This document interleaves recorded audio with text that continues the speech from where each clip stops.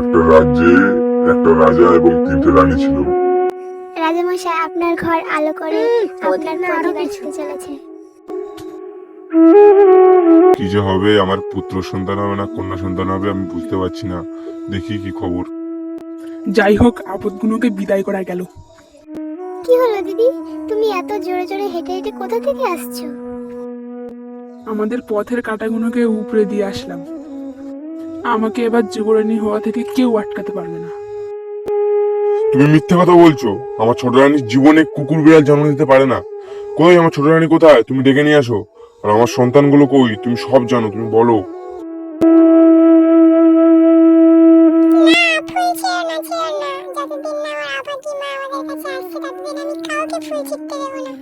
ও তাহলে এই ব্যাপার।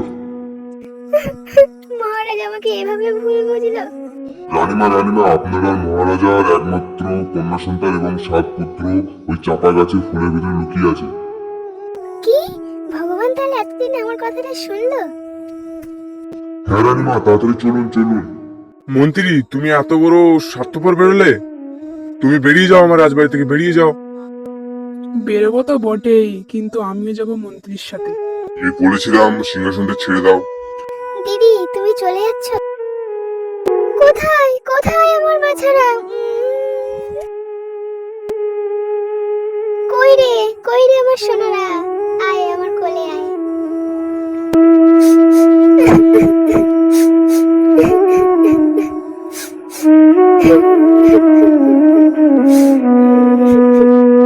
মা আমরা চলে এসেছি। তোরা কোথায় ছিলি বাবা? জানিস তোদের জন্য আমি কত কেঁদেছি, কত খুঁজেছি। রানী, আমি ভুল করেছি। আমি ওই পিশাচিনী রানীর কথা শুনে ভুল করেছি। তোমাদেরকে ছেড়ে আমি একদম ভালো নেই। এখন থেকে আমরা সবাই একসাথে রাজপ্রাসাদে থাকবো, চলো।